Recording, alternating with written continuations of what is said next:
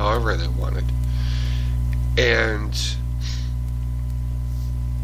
the angel came to Abraham and said, hey, look, I want to let you know that we're just going down to Sodom and Gomorrah, and we're going to see what's going on, and we're going to wipe it out. And that's where we see Abraham, making a deal with God, saying, hey, if there's this many, there's this many, if there's this many. Finally gets him down to a certain amount, and Abraham says, okay, and God says, okay, if I can find that many people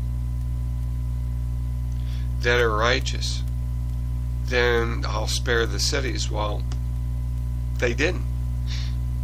The angels came, and Lot brought them in and said, hey, you shouldn't, get out here. It's nighttime. There's going to be guys trying to attack you and wanting to do things to you, like rape you or whatever. And he's talking about men trying to rape men, wanting to know them according to what the Old Testament says.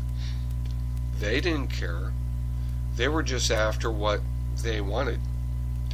And I guess the whole idea of using sex like that is not only validation, but showing a power over another person, and the humiliation that happens when you do that, when you have sex with another person like that.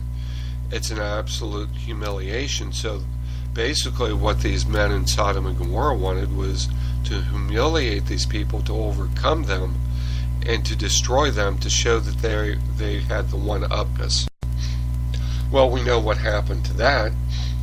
We understand that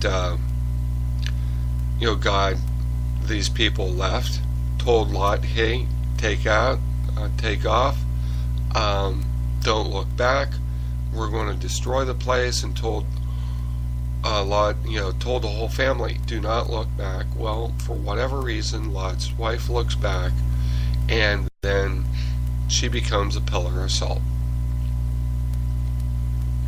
And as the story goes, Lot becomes,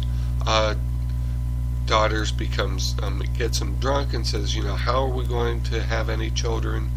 And that happens, which is, there's again, craziness. But it has to do with, I guess, the survival of man, the survival of a race, survival of a bloodline. Yeah, this is interesting. It comes up to me is that we see the Ancestry.com and 23andMe, and how we trace back our roots to wherever, whatever, however, whenever. And we seem to have an infatuation of where we came from. And the only way that happens is by someone having sex with another person. We can trace that bloodline. Well, you see the same thing in the Gospels, where the bloodline was traced back from Jesus back to, at one point, Adam, and to another point it traces back to David, because being the king, or even traced back to Abraham, because he's the father of our faith. But there again, it's that the propagation of individuals through an intimate act, that is what we're looking at.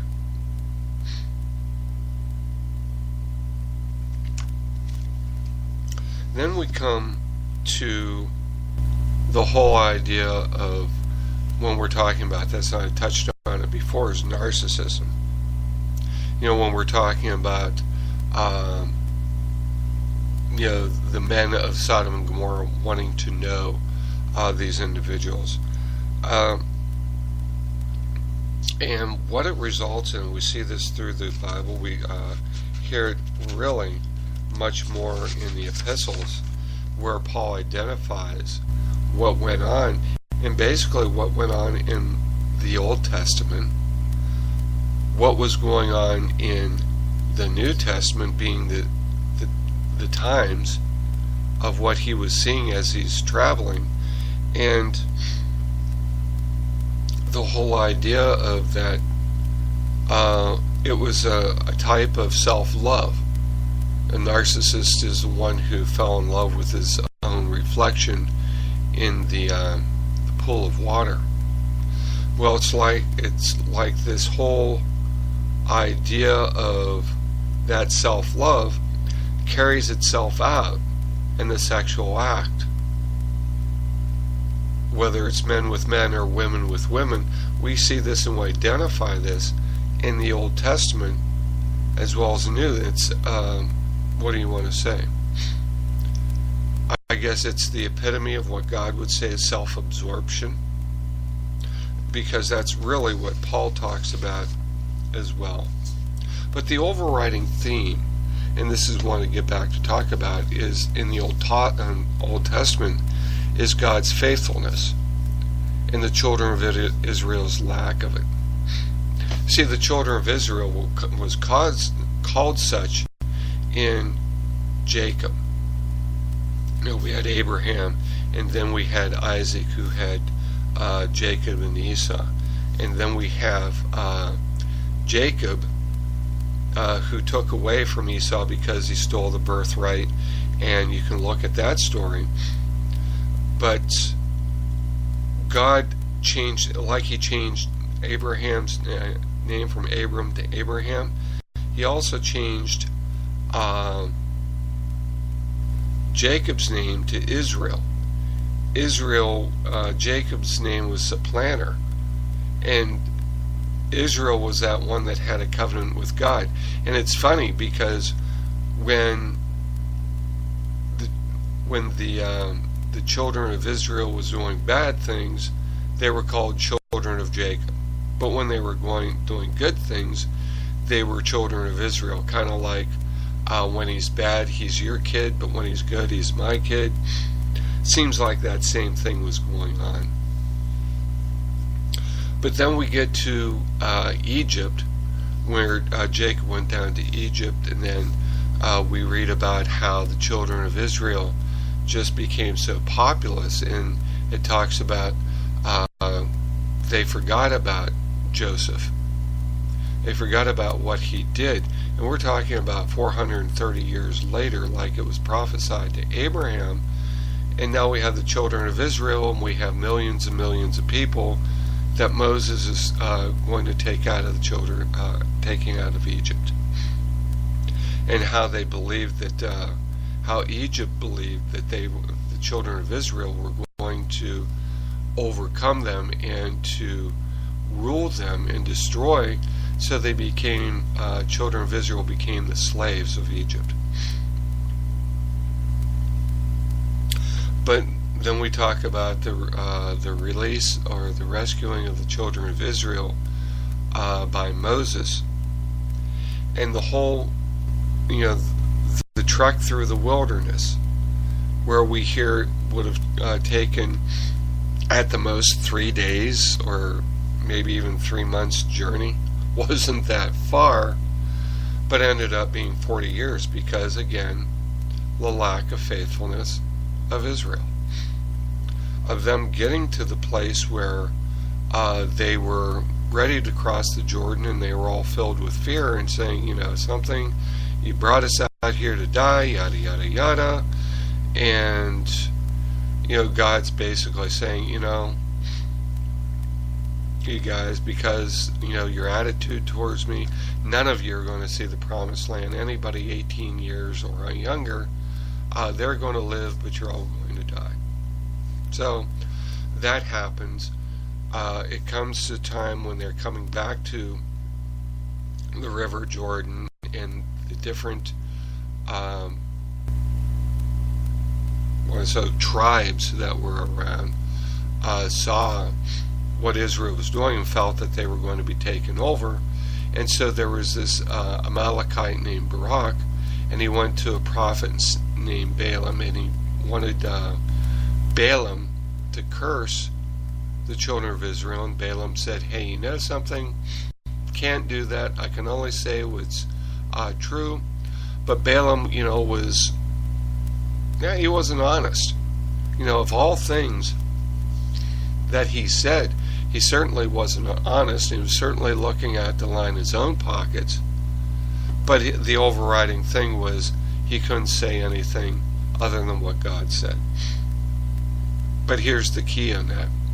That even though Balaam continued to bless the children of Israel when Barak wanted him to curse them, and it drove Barak crazy,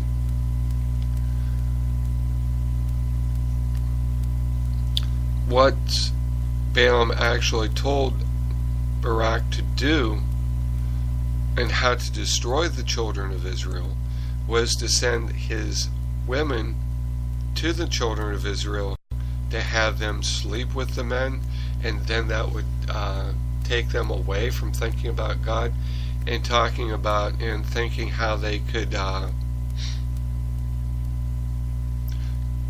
what do I want to say?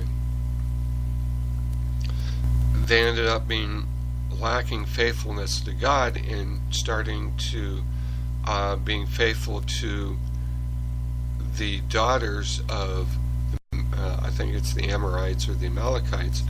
So it caused a what do I say? Harlotry, idolatry, fornication against God, which this is something, this one instance within that is mentioned in the Old Testament. It's mentioned in the New Testament several times about how that destruction happened and what caused that to happen when Balaam told Barak to do those things. I mean, it was a big deal, and it goes back to sex. It goes back to using that and it becoming more important than the lack of intimacy. We go back to the Old Testament where we talk about Moses. And in Leviticus, you can read through Leviticus chapter 18, and Moses just goes over and over and over the things that you can do, you can't do. And this is what it says in Leviticus chapter 18, verse 1, and I want to read this through, and I'll tell you the reason why. The Lord spake to Moses and said, Speak unto the children of Israel, and say unto them, I am the Lord your God. After the doings of the land of Egypt, wherein you dwelt, shall you not do, and after the doings of the land of Canaan, whither I bring you, you shall not do, neither shall you walk in their ordinances. Ye shall do my judgments, and keep my ordinances, and walk therein. I am the Lord your God.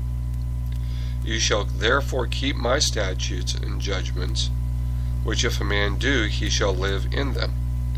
None of you shall approach to any that is next to near of kin to him to uncover their nakedness. I am the Lord. So we see that God saying that to the children of Israel. Moses is going to teach that to them, and he reiterates that in Deuteronomy when Moses is reminding them of the law and everything that he said to them. And if you look at Deuteronomy 22 and 24, we see Moses outlining the same thing, is that the what would happen if they did that would be, then they would be walking away from God and his ordinances. They would be, again, not focusing on the intimacy that they could have with God through focusing on him, but again, that self-validation, that selfishness, that wanting their own way, that own intensity of that validation of who they are because of what they were doing, and what they basically shrugged their shoulders and said, well, you know, I can't see God, but I can feel this, so I'm going to go with that feeling, rather than that seeking that intimacy with God. So we see in Deuteronomy 22, 24, and Leviticus how God is using that in